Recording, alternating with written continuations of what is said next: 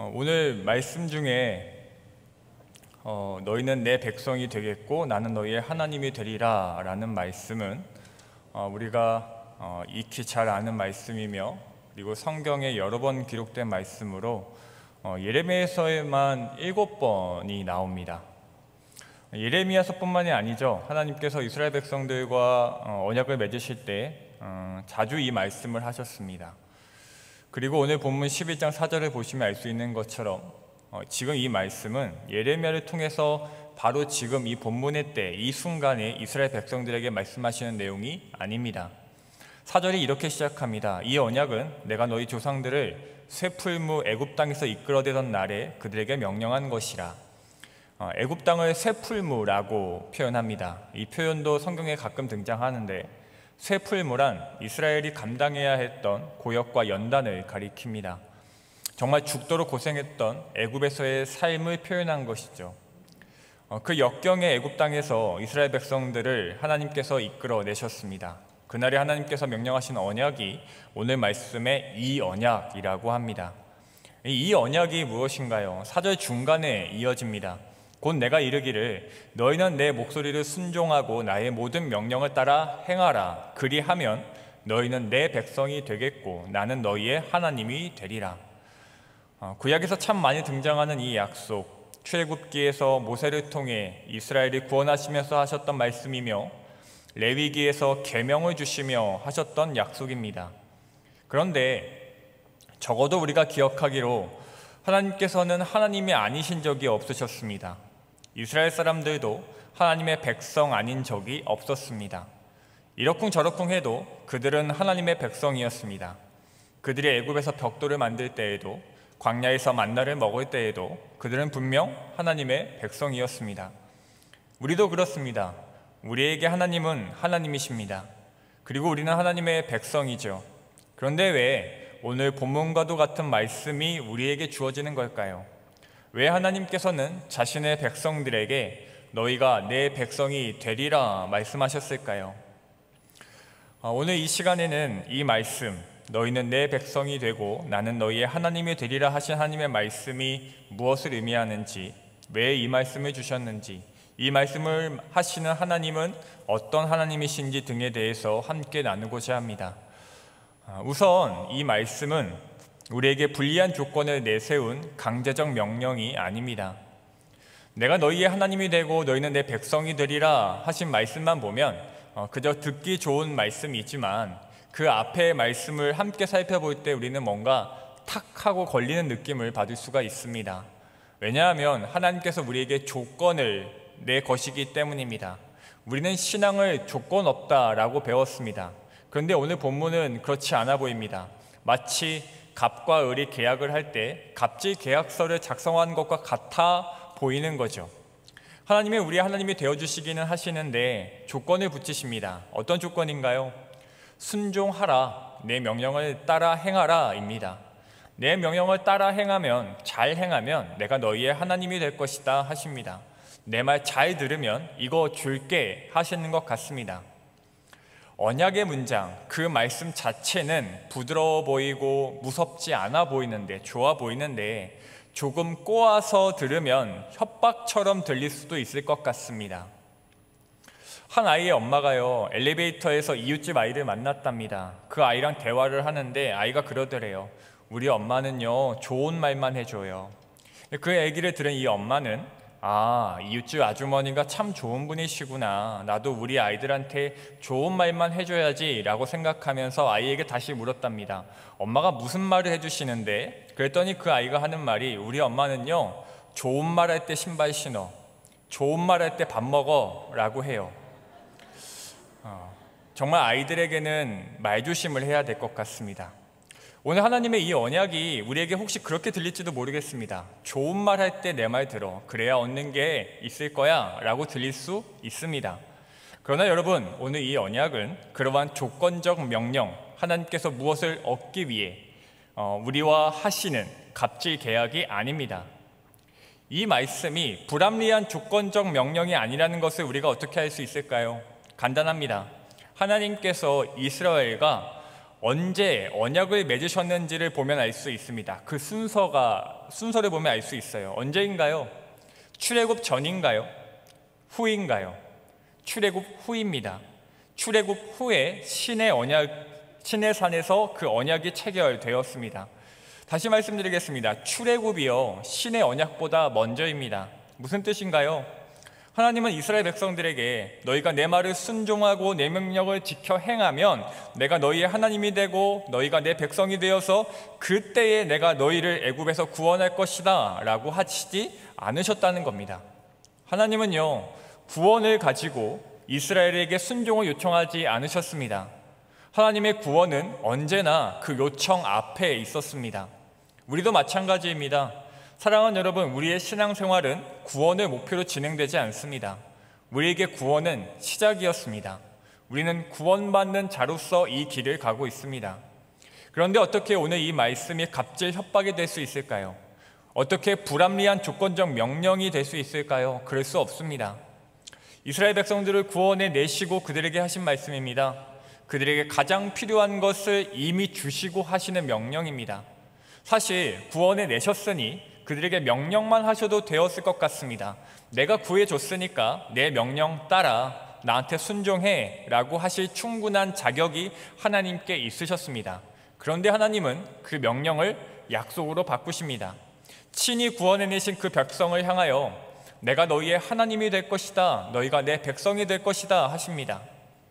이 언약이 반강제적 조건적 명령이 아니라면 그러면 어떤 언약일까요? 이스라엘 백성들에게 그리고 우리에게 어떤 의미의 언약일까요?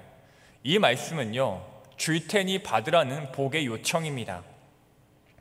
우리의 하나님이 되어주시겠다는 약속의 조건이 무엇인가요? 하나님의 말씀의 순종이고요, 계명의 이행입니다. 그러면 그 말씀과 계명은 무엇인가요? 나 외에 다른 신을 섬기지 말라, 하나님을 사랑하라, 이웃을 사랑하라입니다. 조건이라고 내건 내용들이 어느 하나 우리에게 불합리하지 않습니다. 그 명령대로 행하면 좋은 것은 하나님이 아니라 우리입니다. 주신 계명에 대한 우리의 순종은 우리의 삶을 더 나아지게 만듭니다. 그런 조건을 거시면서 그런 명령을 하시면서 이거 지키면 내가 너의 하나님이 될 것이다 하시는 겁니다. 마치 이런 것 같습니다. 한 회사의 사장님이 부하 직원들에게 공표합니다. 여러분, 제가 조건을 걸겠습니다. 이 조건을 잘 지키시면 제가 평생 여러분의 인생을 책임지겠습니다. 집, 차, 노후 보장, 자녀의 대학 등록금 모두 다 제가 해드리겠습니다. 제 조건은 이겁니다. 여러분, 밥 잘 먹고 잘 쉬시고 운동도 많이 하십시오. 동료들과 많이 친하게 지내시고 서로 많이 도와주시고 섬기십시오. 다른 회사 가지 마시고 이 회사에 머물러 주십시오. 그러면 제가 여러분 인생 다 책임지겠습니다. 하나님의 오늘 말씀이요, 이렇습니다. 이 약속이 그래요. 우리를 위한 조건을 내세우시며 우리의 하나님이 되시겠다고 하시는 겁니다. 그러니 여러분, 이 언약은 하나님께서 우리에게 다 줄 테니 받으라는 복의 요청입니다. 그렇게 우리에게 필요한 그 명령을 지키면, 순종하면 하나님께서 우리의 하나님이 되어주신다고 하시는 겁니다. 한량없는 은혜입니다. 어떻게 이러실 수가 있을까요? 이 언약의 모든 부분에 하나님의 사랑이 들어 있습니다. 계약은 본래 쌍방의 이득을 저울질하며 맞추는 일인데 하나님의 계약은 그렇지 않은가 봅니다. 사랑하는 성도 여러분, 하나님의 이 언약이 내 명령을 지키면 내가 너희의 하나님이 되고 너희가 내 백성이 될 것이다 라는 말씀이 줄 테니 받으라는 복의 요청인 줄 믿으시기 바랍니다. 그렇다면 뭘 주신다는 걸까요? 복이라고 말씀드렸는데 어떤 복일까요? 그 복이 바로 이것입니다. 하나님 되심. 하나님 되심. 하나님께서 하나님 되어 주시는 것, 이 땅을 사는 우리에게 이보다 큰 복은 없습니다.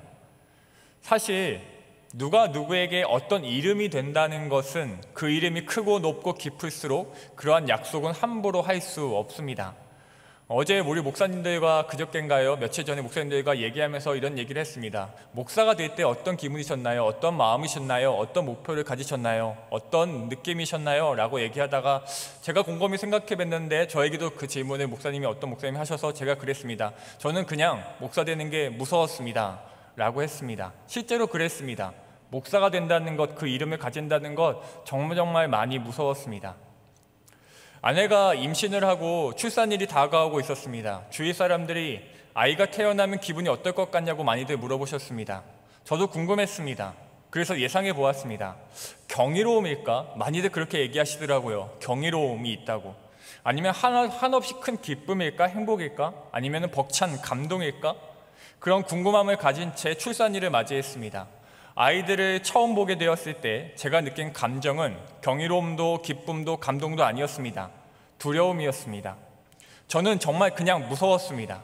아이를 처음 안는 그 순간에 부모의 감정이 모두 다 같을지 다를지 모르겠지만 제가 느낀 것은 그저 두려움이었습니다. 한 생명의, 한 영혼의, 한 아이의 아빠라는 무게, 그 아빠됨이 저는 정말 무서웠습니다. 지금도 아이를 안고 거울 앞에 서서 저를 보면 여전히 무섭습니다. 네가 아빠라고? 라고 속으로 생각하며 두려움 섞인 코웃음을 칩니다. 정말 다행인 얘기 하나 해드릴까요? 사랑하는 여러분, 하나님은요 우리의 하나님 되심을 무서워하지 않으십니다. 그 이름의 무게가 하나님을 짓누르지 못합니다. 그래서 기꺼이 우리의 하나님이 되고자 하십니다. 얼마든지 우리를 하나님의 백성 삼고자 하십니다.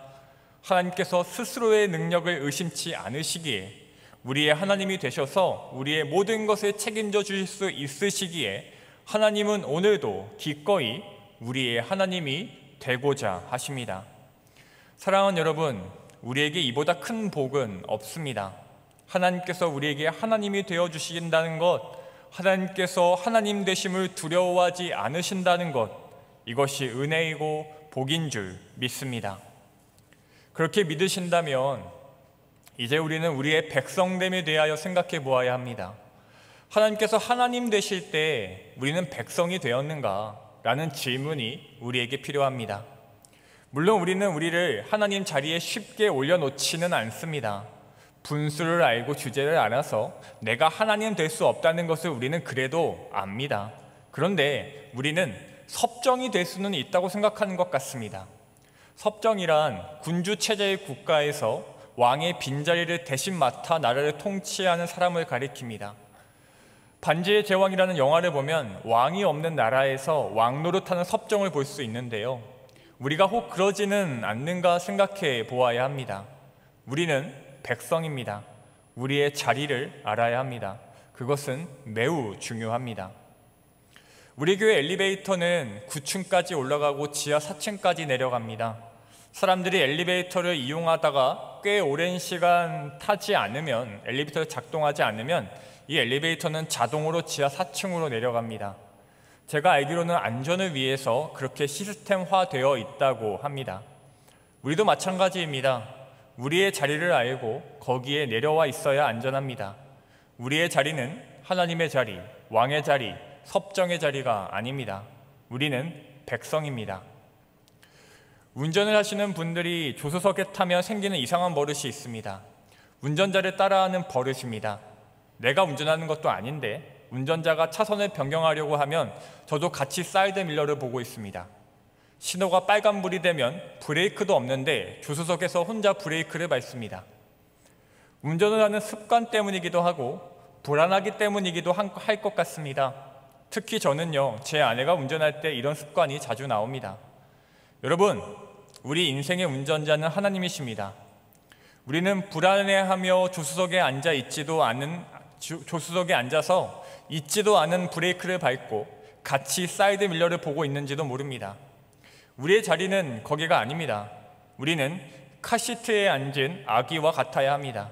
그저 운전자가 이끄는 대로, 아빠가 운전하는 대로 가야 합니다. 우리는 백성입니다. 하나님 되심을 두려워하지 않으시는 하나님의 백성입니다. 하나님께서 하나님 되심을 두려워하지 않으신다면 우리도 당연히 우리의 백성됨을 무서워하지 않아야 합니다. 내가 왕도 섭정도 아니라는 것이, 내가 내 인생의 운전자가 아니라는 것이 우리가 두려워할 이유가 될 수 없어야 합니다. 담임 목사님께서 시편 23편의 내용으로 항상 하시는 말씀이 있습니다. 하나님께서는 언제나 우리에게 목자가 되어주시는데 문제는 우리가 양됨을 누리지 못하는 데 있다라고 항상 하셨습니다. 우리가 양됨을, 백성됨을 누리기를 소원합니다. 하나님의 하나님 되심이 어떤 의미인지, 우리의 백성됨이 어떤 의미인지 깨달아 아는 은혜가 우리에게 있기를 소망합니다. 하나님의 하나님 되심은 어떤 의미일까요? 하나님 되심은 단순히 정체성만을 뜻하지 않습니다. 하나님께서는 하나님이라는 이름을 가지시려고 우리에게 이 언약을 말씀하시는 게 아니십니다. 내가 너희의 하나님이 되리라 하신 말씀은 그 자리 내 거, 그 이름 내 이름 하시는 게 아니라 백성된 우리의 삶의 모든 부분에서, 우리 인생의 모든 자리에서 하나님께서 간섭하시고 역사하시고 도우시고 함께 하시겠다는 약속입니다. 이것은 지극히 현실적인 삶에 대한 이야기입니다. 이미 구원받은 우리에게 구원을 위해서 하나님이 되시겠다고 하시는 게 아니라 우리의 삶에서 직접적으로 실제적으로 동행하시겠다는 말씀입니다. 그래서 하나님은 말씀하십니다. 너희가 내 말을 듣고 순종하면 내가 세상의 하나님이 되겠다 하지 않으시고 너희의 하나님이 되겠다 하십니다. 그러니 우리는 하나님을 나의 하나님으로, 우리의 하나님으로 믿어야 합니다. 나의 하나님 되심을 전인격적으로 인식하고 누려야 합니다. 사랑하는 여러분, 하나님은 여러분에게 하나님이신가요? 내가 너의 하나님이 되겠다 하시는 그 말씀처럼 여러분에게 여러분의 하나님이신가요? 우리는 얼마나 하나님의 하나님 되심을, 나의 하나님 되심을 누리지 못하고 살고 있을까요? 왜 우리는 여전히 이 복의 요청, 축복의 언약을 저버리고 이스라엘 백성들이 오늘 본문 이후에 듣는 얘기처럼 다른 하나님을 만들고 실제로 살아계신 그 하나님을 인정하지 못하고 있을까요? 하나님은 오늘도 우리에게 내 명령을 준행하라, 내 말에 순종해라, 그러면 내가 너의 하나님이 될 거다, 너희가 나의 백성이 될 거다 하시는데 왜 우리는 여전히 운전자의 자리에서, 섭정의 자리에서 하나님의 하나님 되심을 인정하지 못하고 있을까요? 금요일 구역 연합 예배 때 오시는 유정옥 사모님께서 쓰신 책, 울고 있는 사람과 함께 울 수 있어서 행복하다라는 책에 이런 이야기가 있습니다. 유정옥 사모님께서 신혼 초에 인천의 작은 교회를 다니셨는데 그곳에서 정년퇴임을 앞둔 교장 선생님을 알게 되셨답니다. 깊은 교제는 없었지만 인사와 짧은 대화 속에서 아버지와 같은, 딸과 같은 그런 관계를 맺게 되셨답니다. 사모님이 남편 되시는 그 목사님과 함께 첫 교회 개척을 위해서 그 교회를 떠나게 되어 그 교장 선생님, 장로님이셨는데 그 교장 선생님께 작은 선물을 드리면서 아쉬운 작별 인사를 하게 되었답니다. 시간이 흘러서 목회 사역을 열심히 하던 중에 이 사모님은 암 때문에 힘들어하는 참 많은 사람들이 있다는 것을 알게 되고 그 많은 환우들을 위해서 요양소를 만들어야겠다는 마음을 먹고 기도를 하기 시작하셨답니다. 그렇게 기도로 준비하던 중에 좋은 건물 자리를 찾으셨대요. 하지만 돈이 턱없이 부족했습니다. 치를 수 있는 금액은 계약금 700만 원이 전부였습니다. 그것조차 어머니가 주셨던 거래요. 사모님은 이 무모한 결정이 하나님이 기뻐하시는 것이라면 이루어 주실 것이라고 믿고 계약금을 지불했습니다. 잔금을 치를 날이 다가왔습니다. 잔금일이 내일인데 남은 잔금 6,300만 원 중 한 푼도 준비되지 않았습니다. 사모님은 자기 친언니와 통화하면서 자초지종을 얘기했습니다. 내일이 잔금일이지만 하나님이 어디에 예비해 두셨는지 찾기만 하면 된다고 그 언니에게 말했습니다. 그 말을 들은 수화기 너머의 언니는 소리를 지르며 화를 내었습니다. 이렇게 얘기했습니다. 너하고 나하고 한 부모 밑에서 태어나 똑같이 신앙을 받았고 한 하나님을 믿어오고 있는데 네가 믿는 너의 하나님이 다르고 내가 믿는 나의 하나님이 다르다더냐? 조용히 목회하면 됐지 꼭 일을 만들어 고생을 자초하니 난 이제 모른다. 엄마가 너에게 준 700만 원이 우리들이 푼푼히 드리는 용돈을 3년이나 꼬박 모은 돈인 줄이나 알아라. 이렇게 화를 내는 언니였지만 사모님은 그 언니의 진심을 알고 있습니다. 걱정되는 마음, 안타까운 마음이라는 것을 알았습니다. 저녁 6시쯤에 전화벨이 울렸습니다. 받아보니 또 언니였습니다. 수화기 너머로 울먹이는 소리가 들리더랍니다. 정호가, 정호가. 사모님의 언니는 이름 2번을 부르고는 엉엉 울기만 했습니다. 사모님은 괜히 언니한테 말해서 걱정 끼쳤나 싶어서 언니들로 도와달라는 거 아니었어. 괜히 걱정하게 해서 미안해, 힘들게 해서 미안해 라고 했습니다. 그랬더니 한참을 말을 잇지 못하던 이 사모님의 언니가 이러더랍니다. 그래, 맞아. 내가 믿는 하나님이 다르고 네가 믿는 너의 하나님이 정말 다르더구나. 너랑 통화하고 얼마나 속상했는지 장이나 보자 싶어서 시장에 갔다가 그 장로님, 교장 선생님을 만났어. 동생 잘 있냐고 안부를 묻길래 너의 엉뚱한 짓 때문에 울고 나왔다고 했더니 갑자기 그 교장 선생님이 우시더라. 그러면서 하시는 말씀이 그 돈을 해주시겠대. 그러니 네 통장 번호 어서 불러봐. 사모님은 잔금일 오전 10시에 6,300만 원을 입금받고 잔금을 치렀습니다. 나중에 사모님이 이 교장 선생님을요 다시 만난 곳이 병원이었답니다. 암으로 시한부 선고를 받은 교장 선생님은 사모님에게 그 돈 원래 너 주고 싶었어. 그 돈은 아버지가 딸에게 주는 유산이야 하셨답니다. 사랑하는 여러분, 저는 지금 무모하게 하나님 믿고 일을 벌리라는 말씀을 드리는 게 아닙니다. 믿음을 가지면 무엇이든 들어주실 거라고 말씀드리는 것도 아닙니다.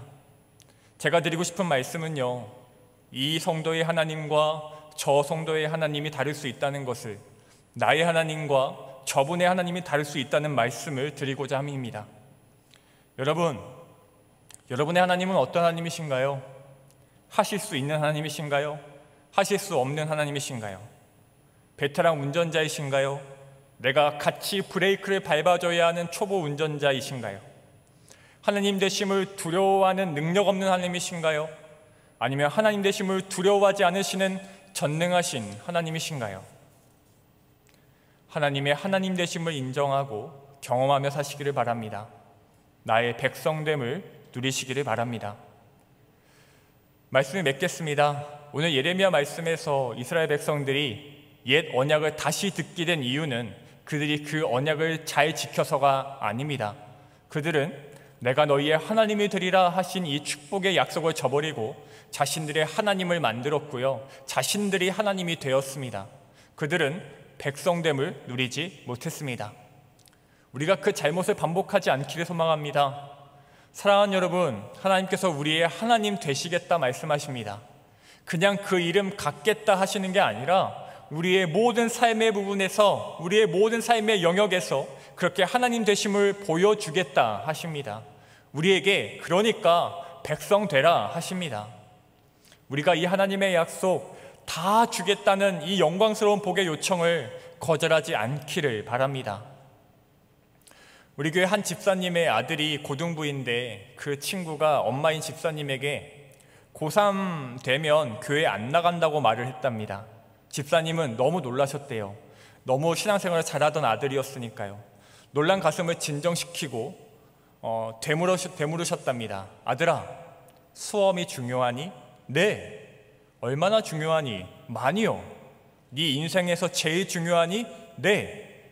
그러면 너는 인생에서 가장 중요한 그때에 하나님과 떨어져 있겠다고 말하는 거니? 집사님이 그렇게 얘기했더니, 엄마가 그렇게 얘기했더니 이 친구가 곰곰이 생각하다가 이렇게 얘기했답니다. 그러네. 사랑하는 성도 여러분, 하나님께서 나의 하나님 되심보다, 내가 하나님의 백성됨보다 중요한 것은 우리 인생에서 없습니다. 우리의 인생의 중요한 때일수록 하나님은 나의 하나님이 되셔야 합니다. 힘들고 괴롭고 어려운 때일수록 그 일에 집중하고 함몰될 게 아니라 그럴 때이니 더더욱 하나님께서 나의 하나님 되심을 확인하고 누려야 합니다. 하나님의 하나님 되심을 누리시기 바랍니다. 담임 목사님의 하나님, 장로님의 하나님, 권사님의 하나님이 아니라 나의 하나님이심을, 나의 하나님 되심을 누리시기 바랍니다.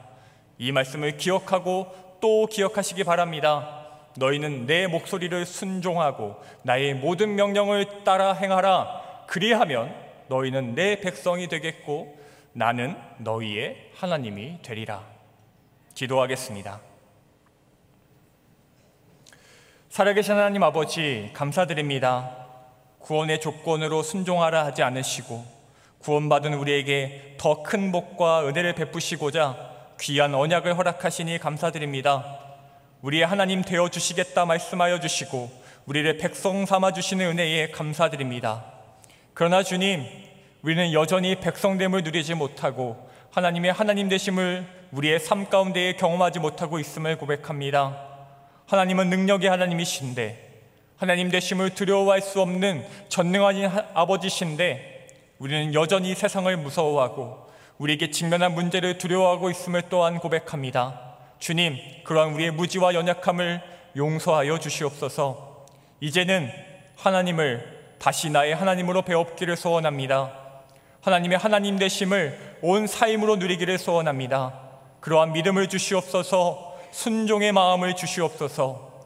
하나님의 백성 된 결과로서 얻어지는 복이 아닌 하나님께서 나의 하나님 되심이 진짜 복인 것을 알게 하옵소서. 그리함으로 오늘을 살고 내일을 살아갈 때에 세상 어떤 응원이나 약속보다 하나님께서 나의 하나님 되신다는 사실 때문에 힘을 얻는 참 백성으로 살게 하여 주시옵소서. 오늘 우리가 찬송한 것처럼 우리 앞에 바다가 갈라지지 않으면 우리도 그 바다 위를 걷게 하실 하나님이심을 믿음으로 그 걸음을 내디딜 수 있게 하여 주시옵소서. 예수님의 이름으로 기도드립니다. 아멘.